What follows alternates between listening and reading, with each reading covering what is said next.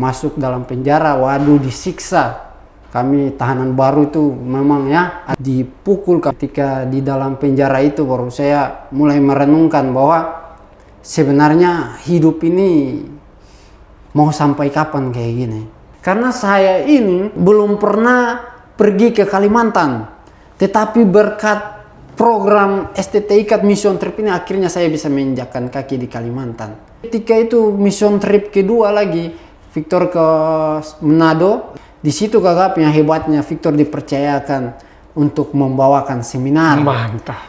Laki-laki hitam keriting dari Ambon yang tidak bisa apa-apa, yang dipandang sebelah mata hanya hancur dan sebagainya, ternyata bisa membawakan seminar untuk memberkati orang-orang pada saat itu. Bulan ini atau bulan depan Victor akan keluar negeri ya? Ya, betul sekali kakak. Bulan ini, 2 negara. Singapura dan Malaysia. Puji Tuhan, luar biasa. Dan tentu ini juga adalah bagian dari program STT Ikat.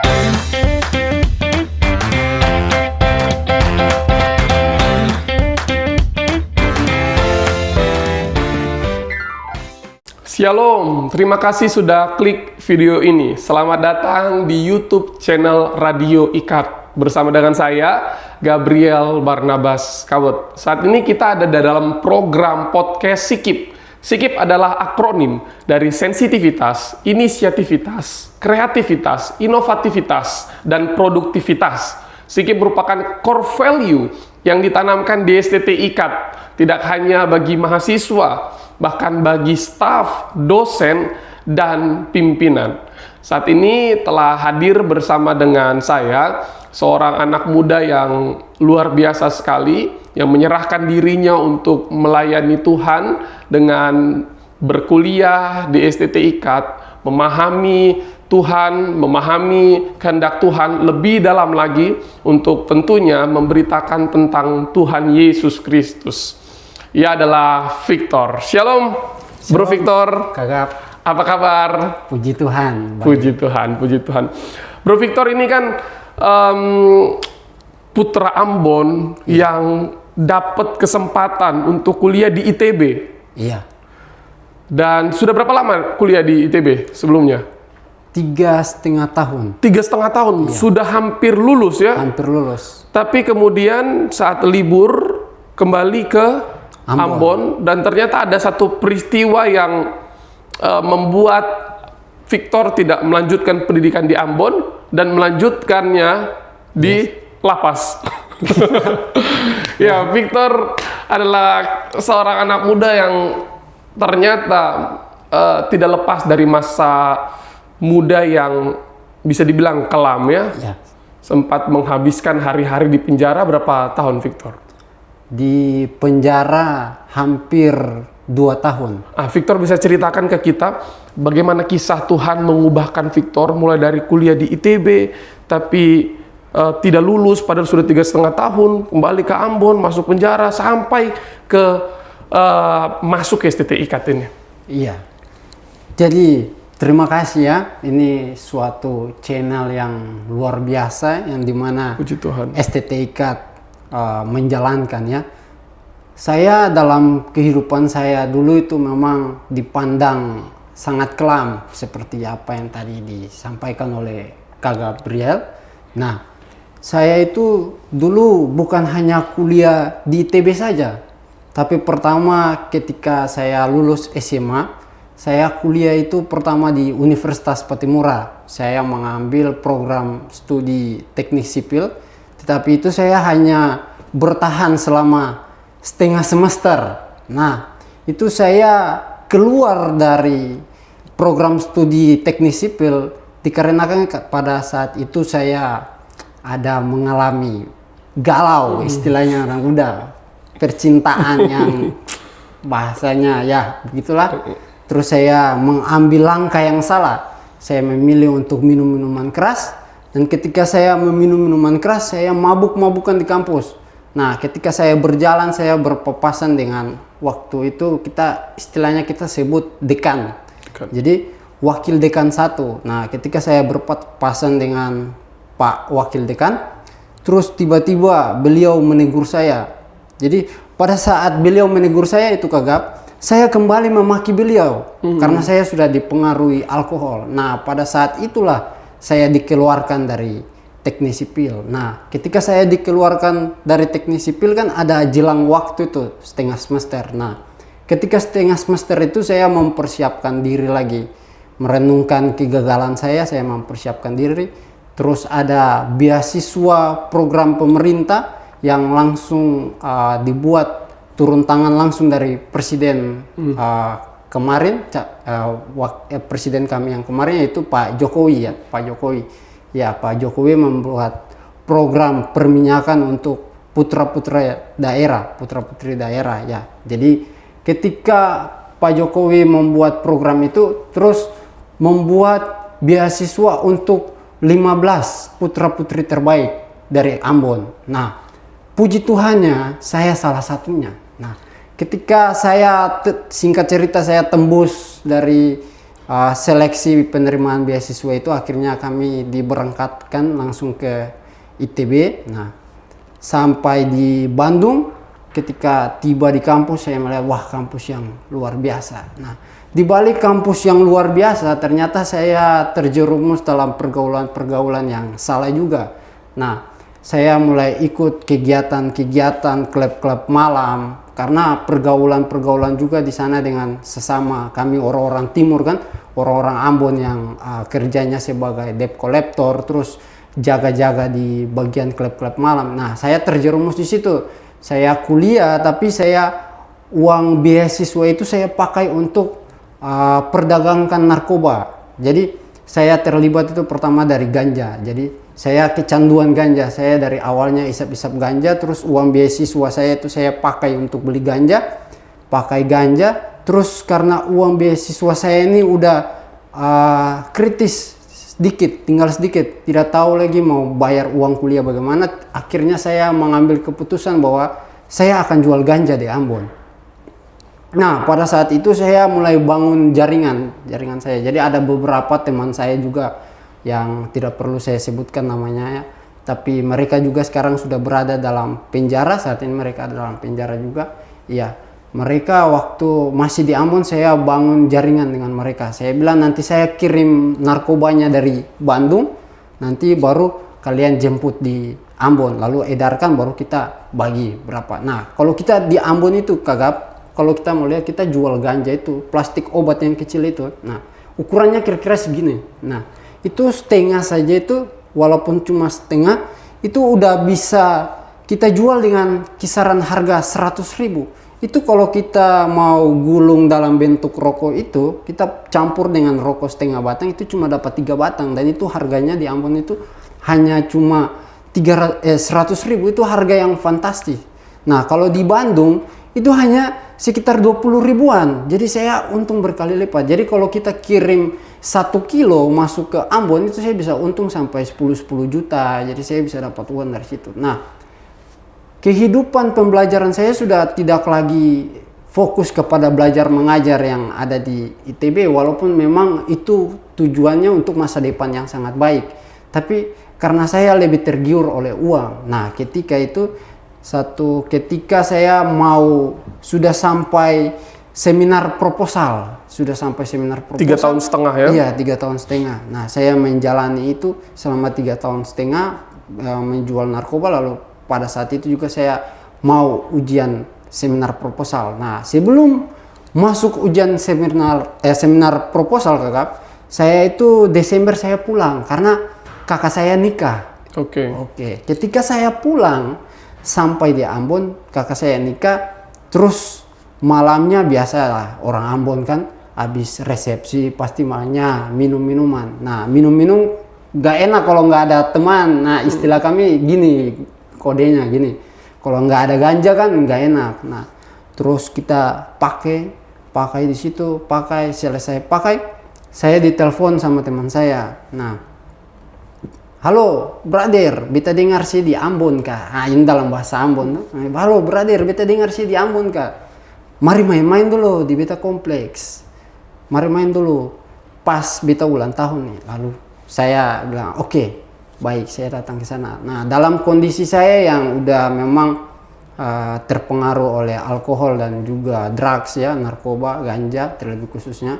Saya pergi ke tempat teman saya itu. Nah, ketika sampai di tempat teman saya, kami kembali minum-minuman lagi. Nah, kami minum-minum, kami juga pakai drugs di sana, pakai ganja, terus ada satu jenis narkoba namanya sinte. Kita bilang sinte, itu sintetis. Jadi tembakau yang dicampur dengan obat bius gajah. Bayangkan aja Kagap, kalau gajah dibius apalagi manusia kan bisa mati tuh. Nah, ketika memakai obat bius gajah itu yang dicampurkan dengan tembakau itu sinte itu, nah udah mulai mabuk, aduh halusinasi yang luar biasa. Nah tiba-tiba muncul dendam lama, kawan lama saya yang memang kita pernah bentrokan antar kompleks begitu konfliknya.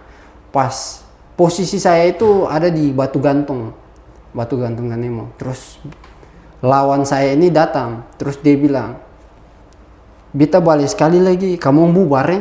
Ya, istilahnya bahwa kalau dia kembali lagi, kami udah harus bubar gitu. Kalau tidak, pasti dia mau melakukan sesuatu. Nah, cuma karena saya tidak memperdulikan itu, Kakak. Jadi saya selalu kalau keluar itu saya bawa parang, pedang lah, parang, samurai gitu. Saya sisi di bawah halte tempat kita duduk. Nah, ketika kami minum-minum, muncul dia. Lawan saya ini dengan kakaknya muncul tiba-tiba. Ketika muncul, dia memukul saya dengan pipa besi gini. Tapi salah, terus kenal tiang halte. Ting!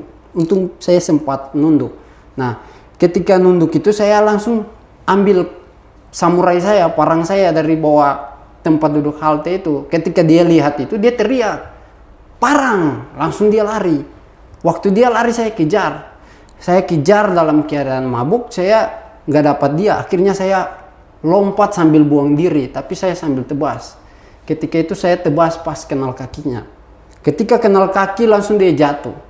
Ketika dia jatuh itu ya sudah, saya bacok dia, ada sekitar 3 sayatan.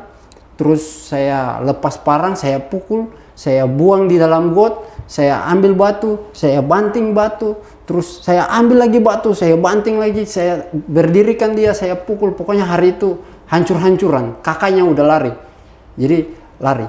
Lalu datanglah teman-teman minum saya yang tadi kan, yang ulang tahun, dan juga salah satunya juga sepupu saya, saudara saya. Jadi ketika itu kita ikut keroyok lagi. Mereka ikut keroyok lagi. Nah, ketika kita pukul-pukul itu pas bertepatan hari Minggu, Kagap. Jadi kita pukul dia itu di kisaran dari jam 2 lewat sampai jam 4. Nah, ketika pukul itu terakhir korban udah mandi darah. Terus adik saya bilang begini, udah, stop. Udah mau mati. Terus kita angkat, ada tempat pembuangan umum. Kita buang dia di tempat pembuangan umum.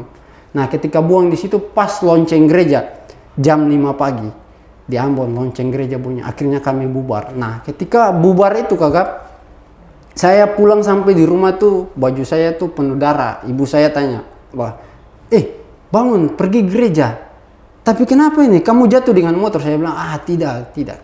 Saya tipu mama saya bilang tidak apa-apa, sudah. Mama pergi gereja aja. Karena saya dalam kondisi mabuk kan, Mama pergi gereja aja. Akhirnya ibu saya sama bapak saya pergi ke gereja. Tiba-tiba ketika saya lagi tidur dengar ketok pintu. Nah, ketok pintu 2 kali, 3 kali. Shalom. Nah, saya turun, saya buka pintu. Ketika saya buka pintu, mereka menanyakan, Victor Laisina ya? Saya bilang, iya Pak. Akhirnya langsung ditangkap. Jangan lari. Polisi lari. yang datang. Polisi, saya tidak tahu bahwa ini polisi. Jangan lari. Langsung diborgol, saya dibawa sampai di kantor polisi Polsek Perigi 5 Ambon. Nah, sampai di situ ternyata teman-teman saya yang ikut keroyok itu udah ada di situ juga. Nah, yang ditangkap ini kami 4 orang yang ditangkap. Nah, yang satu dia bebas bersyarat, Kakak. Karena dia yang kasih tahu lokasi rumah kita dan sebagainya. Jadi dia itu tahanan rumah. Kami bertiga yang ditangkap dari belakangan, nah kita yang jalani kayak gitu. Jadi ketika selesai diwawancara dari polisi ini dan sebagainya, masuk dalam penjara, waduh disiksa, dipukul, kami dipukul tuh biasa ospek di dalam lah. Nah ketika di dalam penjara itu baru saya mulai merenungkan bahwa sebenarnya hidup ini mau sampai kapan kayak gini. Nah dan saya juga merenungkan hal itu. Nah terus ketika pada saat itu ada ibadah hari Minggu. Nah hari Minggu ada ibadah di dalam, mereka datang melayani bagian dalam, dalam lapas, bukan lapas, di Polres Perigi Lima, ibadah hari Minggu. Dari situ saya nangis. Tiba-tiba selesai ibadah saya duduk dalam kamar. Nah dalam posisinya ini Kagap sudah satu minggu, ibu saya dan bapak saya, keluarga saya tidak ada yang tahu saya di dalam penjara. Akhirnya ibu saya berinisiatif untuk melaporkan berita kehilangan anak di kantor polisi. Ketika membuat surat berita kehilangan anak, ternyata didapati bahwa saya ada di dalam polisi. Akhirnya ibu saya menghampiri saya, terus melihat raut wajah seorang ibu ya Kagap ya, dengan posisi mencucurkan air mata, bahwa mungkin saya kalau melihat ibu saya itu pasti berpikir tidak sangka kayak gitu. Lalu ada beberapa upaya-upaya juga yang dilakukan oleh bapak saya untuk saya bisa tetap kuliah dari dalam penjara, tetapi memang tidak bisa karena handphone dan sebagainya tidak bisa masuk. Mereka mau berupaya biar ikut lewat Zoom aja. Nah hari itu memang karena persyaratan beasiswa di ITB bahwa IPK tidak boleh turun dari 3,0. Nah kalau turun daripada 3,0 berarti beasiswa putus dan dinyatakan tidak bisa lanjut, tapi harus dengan biaya sendiri. Tapi kita ketahui kalau perminyakan kan biayanya kan cukup besar, kami juga bukan dari orang ada juga, jadi maka dari itu ketika saya tidak bisa berkuliah hampir kurang lebih 1 bulan, maka surat dari kampus dinyatakan bahwa saya bukan lagi sebagai mahasiswa beasiswa, diputuskan beasiswa. Iya, terus berikutnya ketika sudah sampai 1 semester saya tidak mengikuti perkuliahan, maka saya dianggap drop out pada saat itu. Saya di DO, akhirnya dari situ saya udah putus kuliah saya hilang arah. Di dalam penjara juga saya hilang arah karena mau sharing dengan siapapun juga, sama-sama penjahat semua di dalam. Jadi saya sampai cukup dunia saya tuh kayak kotak, hanya sebatas ruangan yang ada di dalam itu saja. Terus dipindahkan ke rutan sampai ke lapas. Di lapas itu baru agak bebas tuh, bisa main bola dan sebagainya. Nah ketika sampai di lapas itu juga untungnya Kagak pada saat itu tuh ada program Pak Jokowi. Karena posisi pada saat itu corona, jadi ada remisi COVID namanya, istilahnya remisi COVID. Jadi potongannya besar untuk tahanan. Jadi kan ada remisi hari raya, remisi COVID. Nah, saya ini kenal kasus itu 170 ayat 2 sama kenal 2 pasal sama 351. Jadi 351 itu kekerasan yang saya lakukan, lalu 170 ayat 2 itu kekerasan bersama yang membuat korban sampai lumpuh permanen. Nah, jadi itu saya kenalkan itu 7,5 tahun. Itu ancamannya 7,5 tahun. Itu paling rendah, ancaman yang paling rendah. Nah, ketika di ancaman 7,5 tahun, putusannya itu jatuhnya 5 tahun. Kayak putusan saya. Jadi sidang pas putusan Toki Palu itu saya harusnya jalannya 5 tahun. Cuma karena remisi COVID yang memang tahun, ya? Potongan besar, puji Tuhan lah, itu mungkin rencana Tuhan, jadi cuma 2 tahun. Nah, ini mungkin yang ditunggu-tunggu oleh penonton kita. Iya. Bagaimana titik perubahan hidup seorang Victor? Iya. Dari yang hancur, dari yang berantakan lah begitu kan, kok sekarang bisa ambil keputusan untuk sekolah teologi, untuk kuliah teologi, siap menjadi pendeta. Nah itu kapan proses titik balik itu kapan terjadi? Nah, dan bagaimana ceritanya? Wah ini menarik ya Kakaknya. Jadi titik balik itu terjadi ketika saya keluar penjara. Saya keluar penjara, bapak saya usir saya dari rumah, bilang bahwa kamu cari hidup sendiri. Orang tua sudah usahakan yang terbaik buat kamu, tapi karena kamu model kayak gini, kamu cari hidup sendiri. Ya, saya dilemparkan pakaian, akhirnya saya lari dari rumah. ketika saya lari dari rumah, saya bertemu dengan kakaknya Jose. Jose ini salah satu mahasiswa STT IKAT juga. Nah, saya bertemu dengan kakaknya Jose. Terus kami lari ke Dobo. Ya, salah satu kabupaten dari Provinsi Maluku. Nah, sampai tiba di Dobo, saya tahu bahwa bapaknya Jose ini pendeta. Tetapi saya belum tahu kalau bapaknya Jose ini udah gembala. Wah, sampai di rumah itu saya tiba di rumahnya Jose. Lalu bapaknya Jose mulai tanya, tumben ya main-main ke sini, karena saya juga dulu besar di Dobo kagak 7 tahun. Jadi pernah juga satu gereja sama Jose juga di Dobo. Nah, tapi sekarang kan Jose punya bapak udah punya gereja sendiri. Itu men Victor liburan ke Dobo. Iya, Om, main-main saja. Nah, Pak waktu bilang main-main itu tapi tidak ada uang lagi nih kagak. Hidup ini sudah bergantung pada kakaknya Jose saja. Jadi saya ini kurang dekat sama Jose, tapi saya dekat sama kakaknya namanya Yuda. Nah, saya dekat ini sama Yuda. Nah, lalu makan, tidur di Yuda. Nah, timbullah rasa penasaran dari Bapak Jose. Kenapa Victor ini tidak pulang-pulang? Nah, udah sampai 3 minggu. Nah, lalu telepon orang tua saya kasih tahu bahwa masalahnya kayak gini. Nah, lalu mulai dari situ bapaknya Jose mulai membimbing saya, mulai ikut ibadah, mulai ikut komsel dan sebagainya. Terus ada salah satu juga kakak alumni dari STT IKAT yang datang ke Dobo, kakak perempuan mungkin 1 tahun atau 2 tahun di atas Kak Gabriel, ya orang Nias, saya ingat orang Nias. Nah, kakak perempuan itu datang terus menawarkan STT IKAT untuk sekolah. Nah, ketika menawarkan STT IKAT itu kakak, saya langsung berpikir, wah ini ada peluang nih saya untuk masa depan saya nih. Ada peluang nih.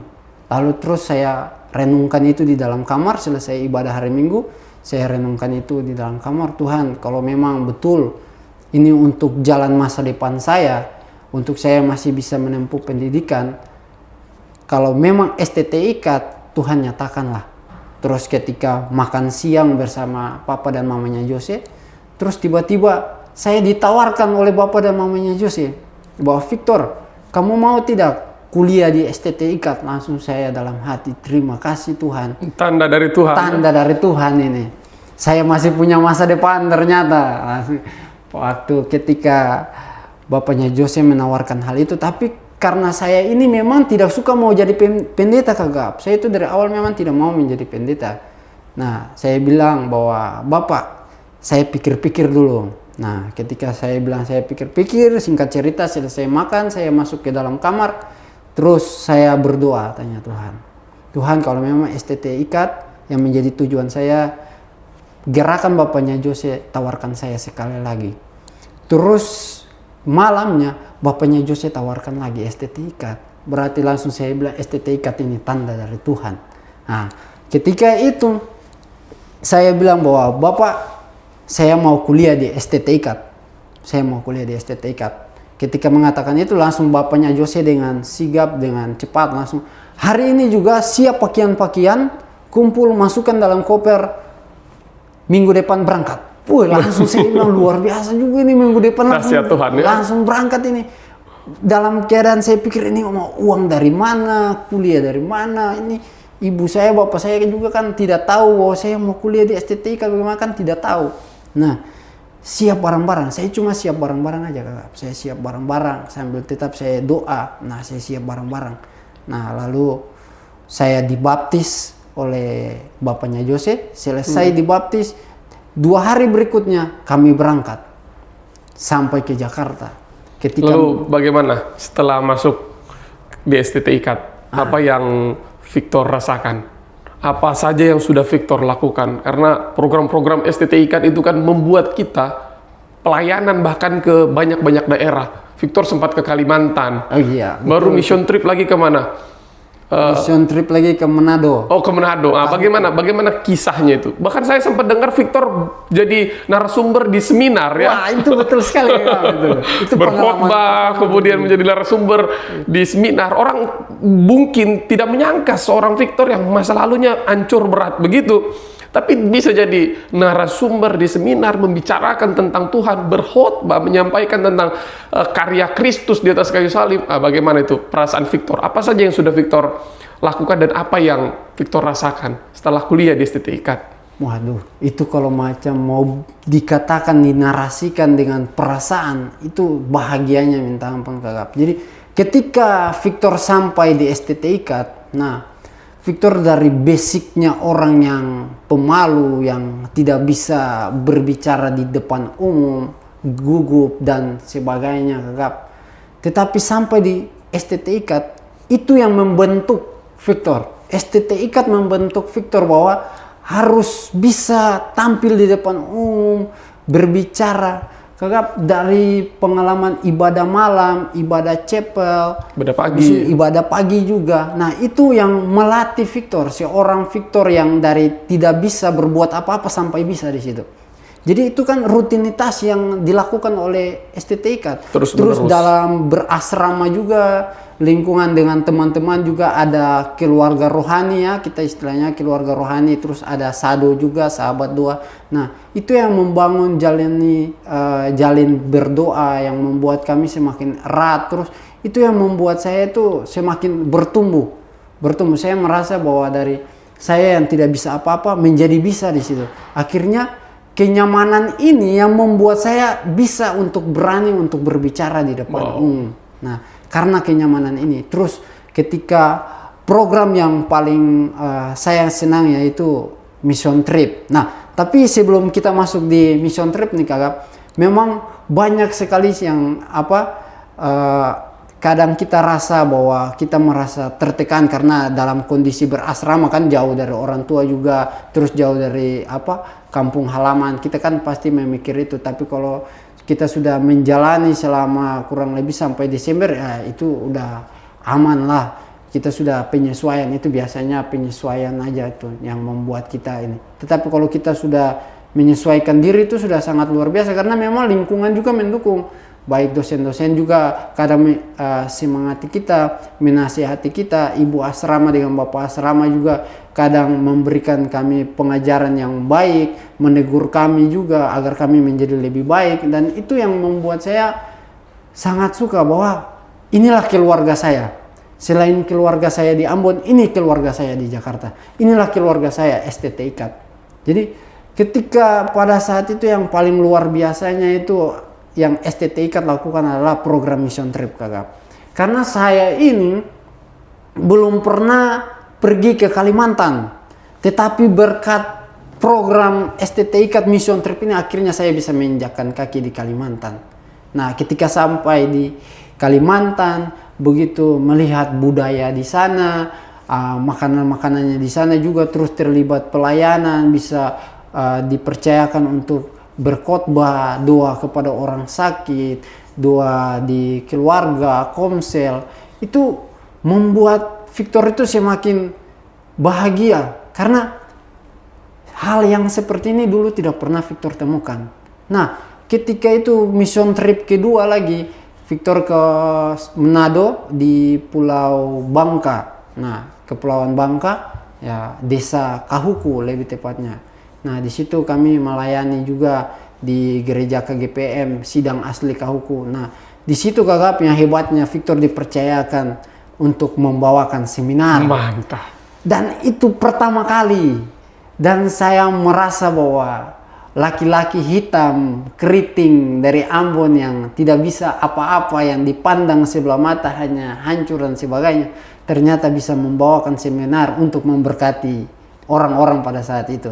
Haleluya, untuk kemuliaan Tuhan ya. Iya, itu semua karena kebaikan Tuhan. Dan juga itu cara STT IKAT yang sangat luar biasa untuk membentuk saya.